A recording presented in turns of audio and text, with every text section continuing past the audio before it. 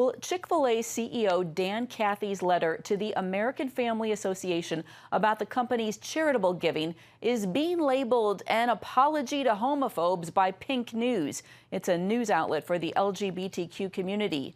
As CBN News reported this week, Cathy says his company is not abandoning faith-based organizations, just shifting its focus. In the letter, Cathy told the AFA's Don Wildman, "We inadvertently discredited several outstanding organizations that have effectively served communities for years." And Tim Wildman with the American Family Association joins us now. Tim, you received this personal letter from Cathy. He also assured you in it that Chick-fil-A has not abandoned its commitment to its corporate purpose, which is to glorify God by being a faithful steward and having a positive influence on people. Are you satisfied with the letter? Well, yes and maybe, if I can answer that way. I do thank Cathy, the CEO of Chick-fil-A, for responding to our letter. We had over, I think, 110,000 people representing families who signed the petition asking for clarification from the Chick-fil-A Corporation on their new policy.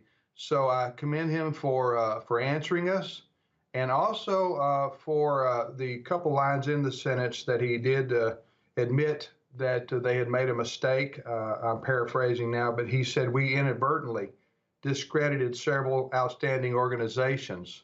He's talking about the Salvation Army and the Fellowship of Christian Athletes, which were the two main ministries that were not being funded, and someone at Chick-fil-A, the foundation fellow, which is not Cathy, he was the one that announced that they were no longer going to fund these organizations, but rather going to fund other organizations. So I guess I would say it's a good thing for Cathy to respond and also to admit that their actions did reflect unfairly and wrongly on these Christian organizations that have a long-standing tradition of standing for biblical values and biblical truth.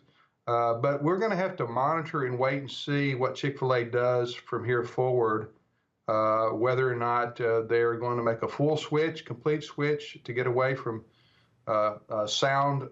doctrinally sound Christian organizations and just go to organizations that are more secular, I guess you could say, or that are LGBT activist-related organizations. We'll just have to wait and see.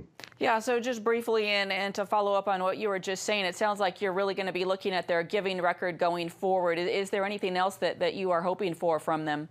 Yes, I wish they would bring slaw back to the Chick-fil-A. I'm kidding, of course.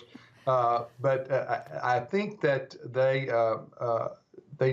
need to be cognizant, and I hope they are, of the fact that millions and millions of Americans, Christian Americans, support their company more than just for the service and the food, but also because they have stood for biblical values unapologetically for a long, long time. And if they get away from that, and if they go the other direction in particular, then they're going to have a lot of people who are just going to find somewhere else to buy their chicken sandwiches.